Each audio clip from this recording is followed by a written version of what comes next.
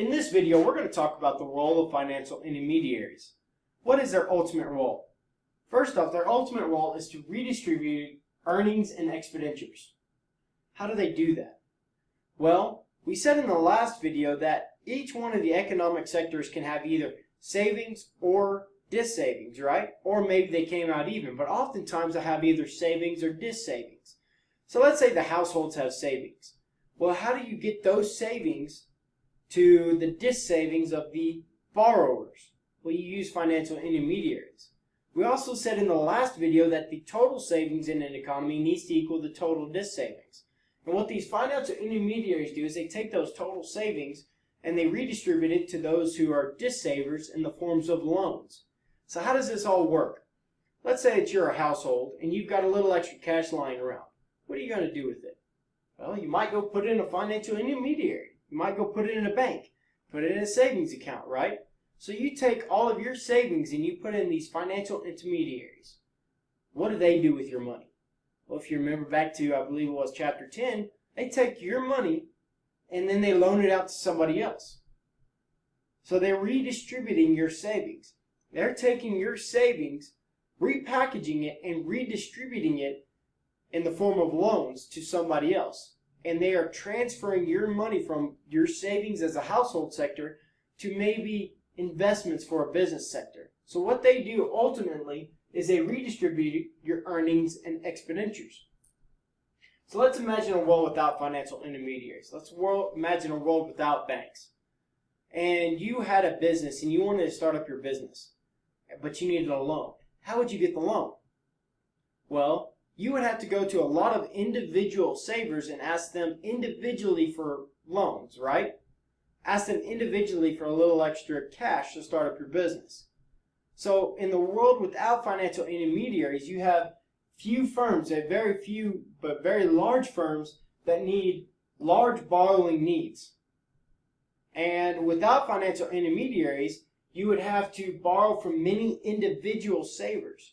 So you've got a lot of, just a few firms needing to go to a lot of people to ask for money. But with financial intermediaries, we've got these middlemen who can take money from savers, who are borrowing money from savers and loaning it out at a higher interest rate to borrowers. So they're allowed to redistribute those earnings and expenditures in the form of transferring savings and turning it into loans for dis-savers. So we're going to talk about a simplified model right here. This is a very simplified model of the macroeconomy and what the financial intermediary's role is in the macroeconomy. So a couple things that we need to know before we start is that there is no foreign sector. In our model right here, you will not see the foreign sector. The next thing that we need to note is that government earnings equals government expenditures. And we'll see that whenever we get into it. That is a very simplified assumption because we know in reality that oftentimes we have the government either earning more in taxes than what we're spending, or a lot of times we have them spending a lot more than what they're earning, like we currently have with the national deficit. So this is a very bold assumption, but we're going to make it for this particular video. We're going to say that all the savings occurs in the households and all the dis-savings occurs in firms. So whenever we're reading this particular graph, of course we read it left to right. And if we look at this first column, and this first column is showing the amount of personal income from households, the amount of retained earnings from businesses, and the amount of taxes from governments. We're going to talk about the government aspect real quick. So they earn this much in taxes, and this is supposed to be a proportionate example.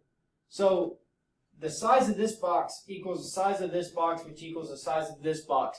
It's supposed to show the volume. So we see that taxes right here equals government expenditures and eventually turns back into taxes. So we can see that the taxes equals the same amount as the government expenditures. So we're not really even going to worry about governments at all. And that's part of this assumption that we made right back off over here. So let's focus more on the households and then the businesses. So we got the households and they make personal income. They have their personal income that comes in, like we talked about in the last video. Then they have their personal income minus their savings, and then they put some into savings. Well, their personal income that's not going into savings, where is it going? Well, that's going into personal consumption. So personal income minus savings is equal to their personal consumption. So then they take their savings and they put it in where? Well, we already said that they're going to take that savings and put it into a financial intermediary. Now, let's talk a little bit about businesses. Businesses, they have their retained earnings right here. Those are those money that's going to be left in the business that is not paid out to their investors, to their owners. So they have their retained earnings right here. And what do they do with their retained earnings? Well, we said that they typically take their retained earnings and invest it back into the business, right? So their retained earnings jump over here and go into gross private domestic investments, or just investments. So they take their retained earnings and put it into investments. Now, what do they do with these savings? It goes into the financial intermediaries, right?